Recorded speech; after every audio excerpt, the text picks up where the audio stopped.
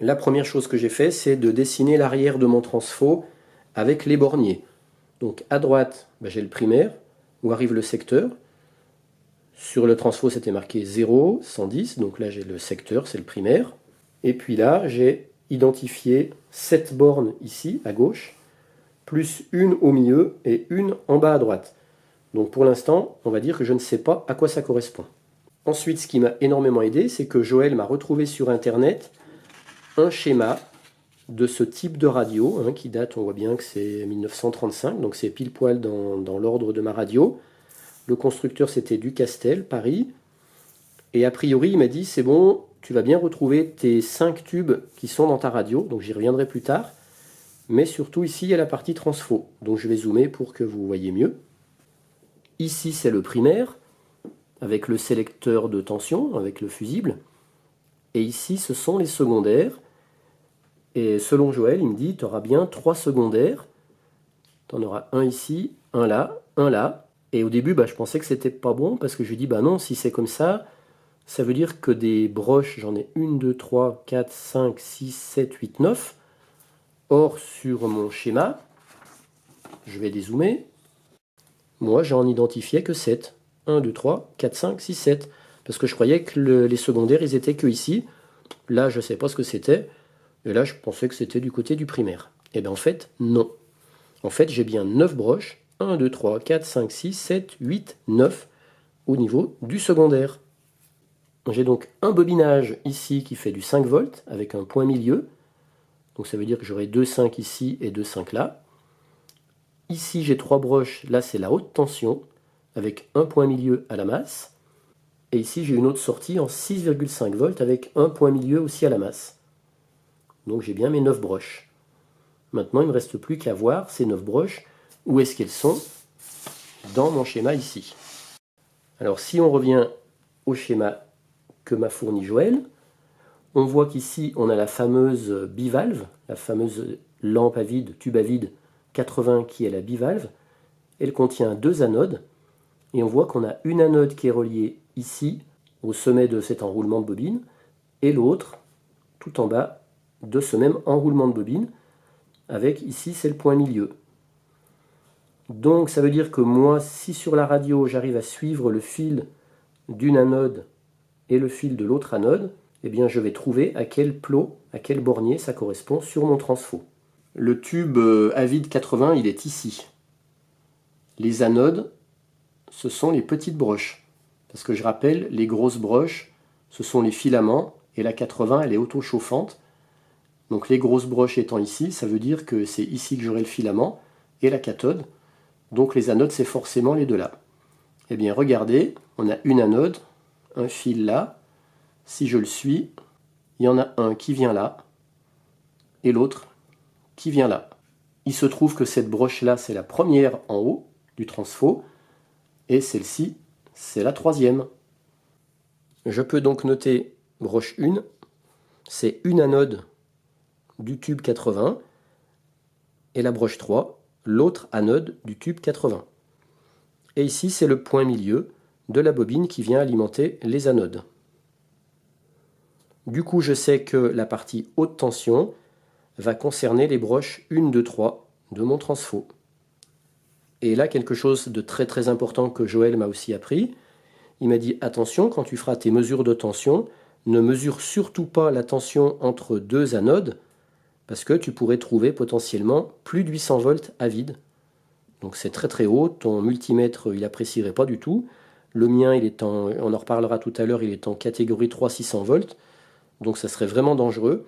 Donc il m'a dit ce que tu fais quand tu voudras mesurer la tension au niveau de ces broches, eh bien une sonde tu la mettras à la masse, et puis l'autre tu viendras la brancher ici, ce qui fait que ça reviendra à mesurer entre là, et là tu trouveras seulement du 350 volts à peu près à vide, et pareil entre là et là, donc à peu près 350 volts aussi à vide. Par contre si je mesurais de là à là, je pourrais tabasser sur du 800 volts, donc il ne faut surtout pas le faire. Ce qui est clair, c'est que déjà maintenant je connais les 3 premières broches. C'est ici que va se jouer la haute tension. Maintenant je reviens en gros plan sur mon tube 80. Donc ça c'était les 2 anodes parce que c'était les petites broches. Ici j'ai les 2 grosses broches, donc je sais que ce sont les filaments cathodes. et bien du coup je vais pouvoir aller voir où est-ce que ça se branche sur le transfo. Donc ce sont ces deux fils gris. J'en ai un qui vient ici et l'autre qui vient là. Donc ça sera sur les broches 1, 2, 3, 4e. Donc j'aurai une broche de la cathode sur la 4e broche ici, 5, et l'autre broche de la cathode sur la 6e. Donc ça sera les broches 4 et 6 qui correspondront à l'alimentation du filament cathode. Donc 4 et 6, je peux retourner à mon schéma. Et voilà, j'ai pu noter sur la broche 4, cathode de la 80, sur la broche 6, cathode de la 80. Je rappelle, 80, c'est le tube bivalve qui s'appelle 80. Ça va venir alimenter le filament, et je sais que ce filament, il est en 5 volts. En 5 volts en courant alternatif. Donc entre là et là, j'aurai du 5 volts. Et en fait, il se trouve que j'ai, comme on l'a vu sur le schéma, on a un point milieu, je vous remontre.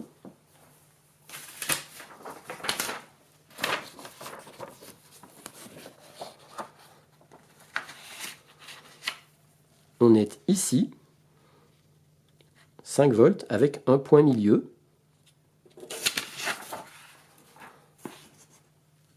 Et bien le point milieu, c'est la broche 5.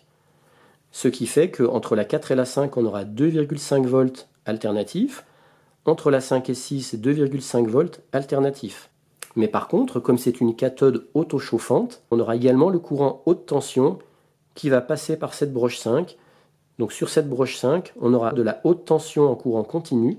Et puis également, on aurait 2,5 volts par rapport à ici, et puis moins 2,5 par rapport à ici.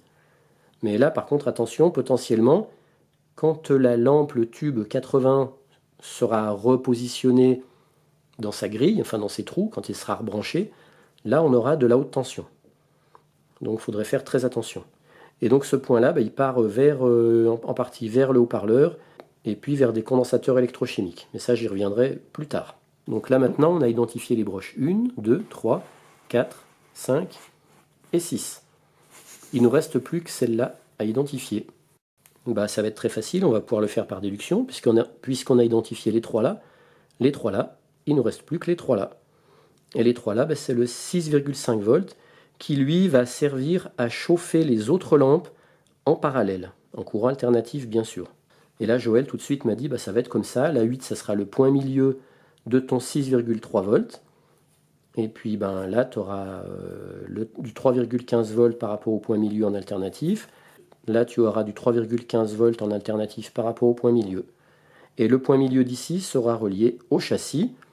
C'est pour ça que sur le transfo que j'ai dans cette radio, j'ai un fil qui va de ce point milieu-là, de la broche 2, j'ai un gros fil noir qui vient d'ici jusque là. Parce qu'en fait, c'est tout relié au châssis. Mais par contre, très important, le point milieu d'ici, lui, n'est pas relié au châssis, parce qu'il va avoir la haute tension.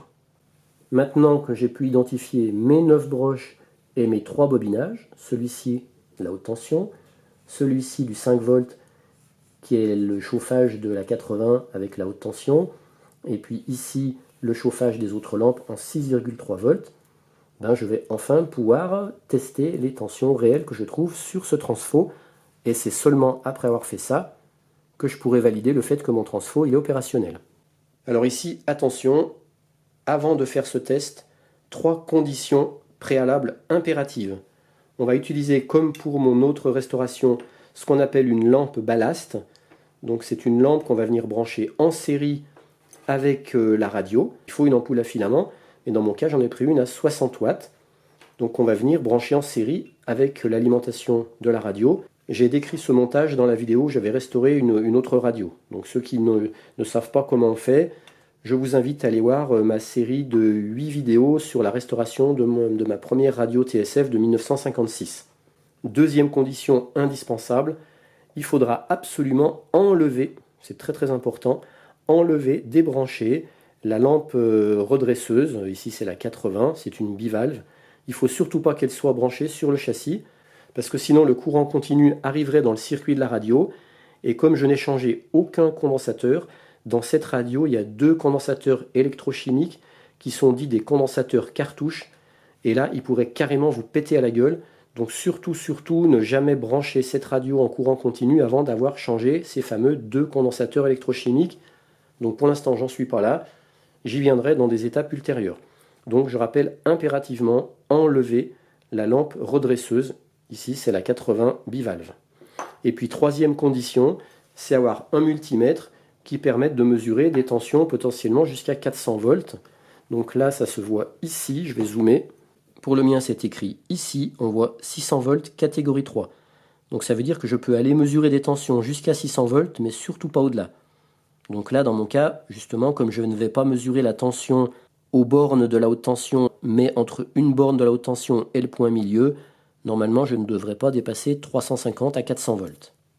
Donc attention, vérifiez bien votre voltmètre avant de faire cette expérience. Voilà, j'ai préparé, pour l'instant c'est pas mis sous tension. Alors je rappelle le principe, le fait de mettre une lampe en série avec la radio, ça permet de protéger le dispositif. Ça veut dire que si j'ai un court-circuit dans l'allonge ici, parce que je ne l'ai encore pas vraiment testé, pour l'instant je n'ai jamais mis sous tension, ça va être la première fois que je la mets sous tension.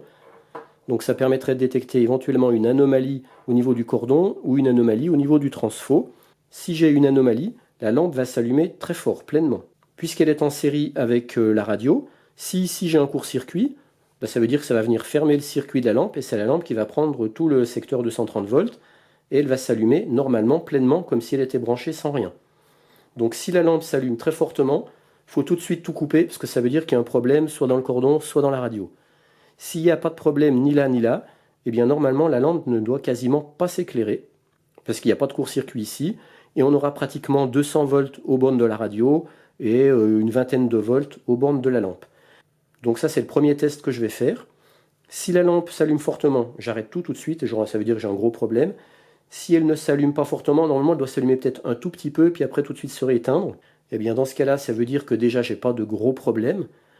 Et après je vais redébrancher, positionner les grippe-fils du voltmètre, parce que je ne veux surtout pas aller toucher le châssis ou des points dans la radio quand c'est sous tension. Donc je vais tout manipuler hors tension. Une fois que j'aurai mis mes grippe-fils, que je serai en position voltmètre avec que tout sera prêt, et bien à ce moment-là, je rallumerai une deuxième fois ma radio et je pourrai lire une première tension, je la noterai.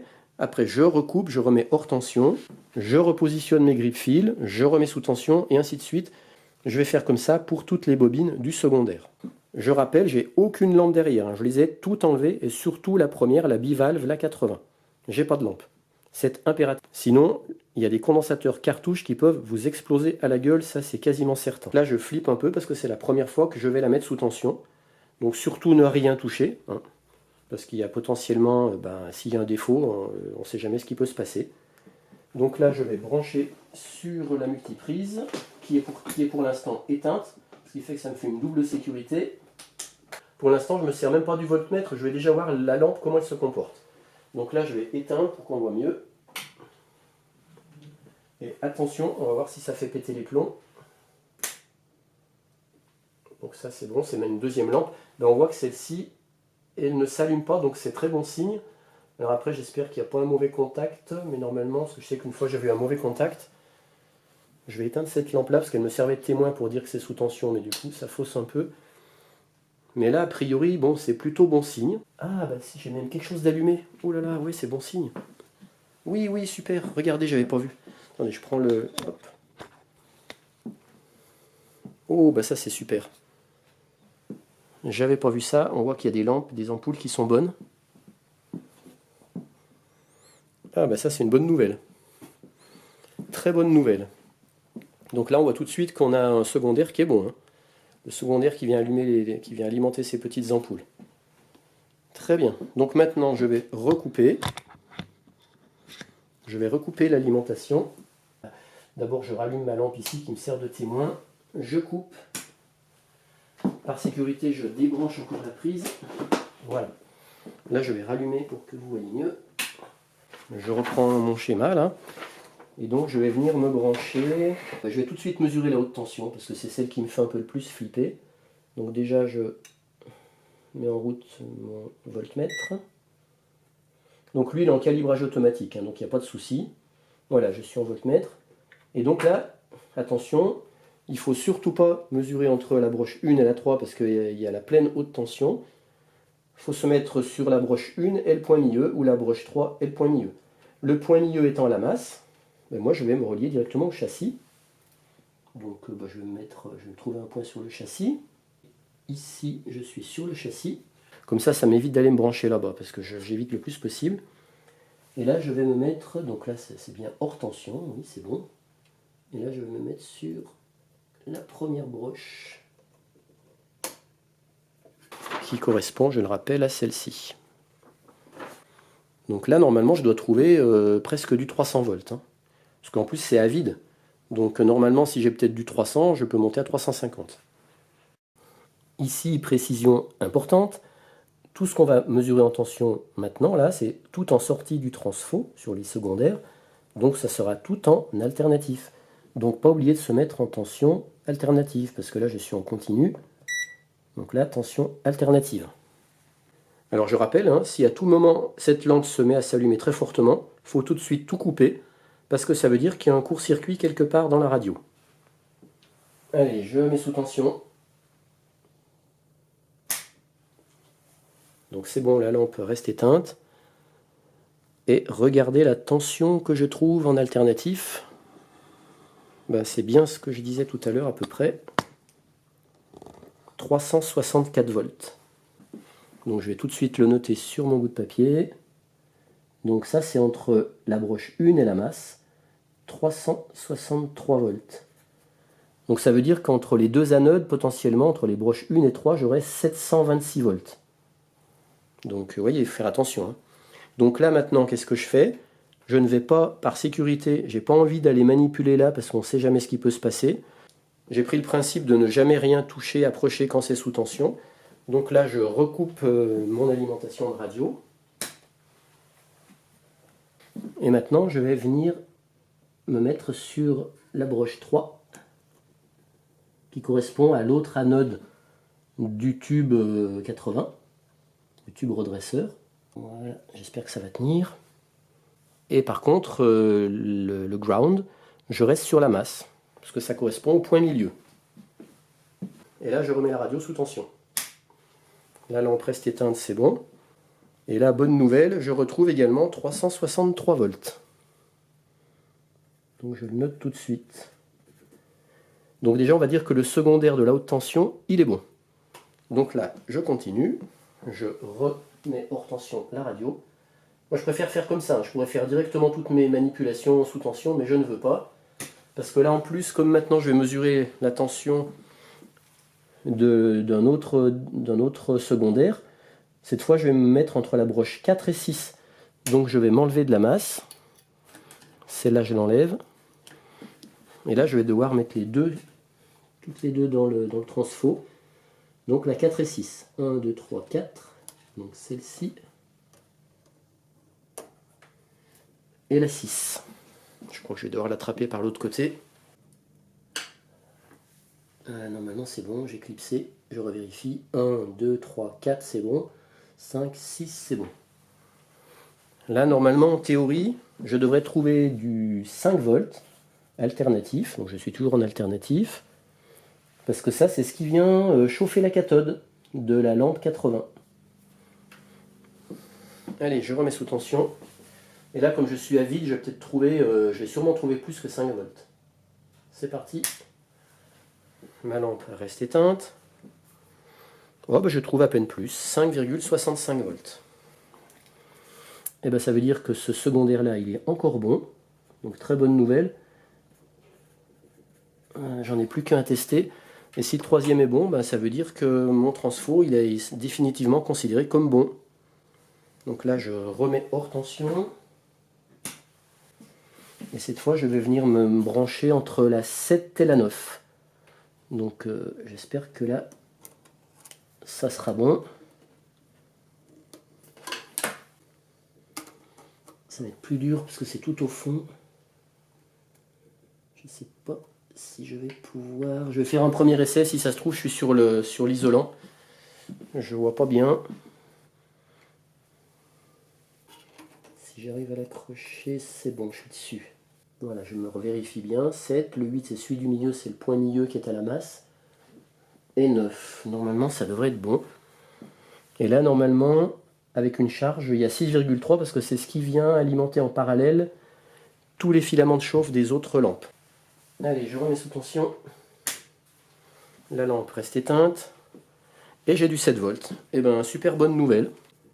Entre 7 et 9, 7,2 volts.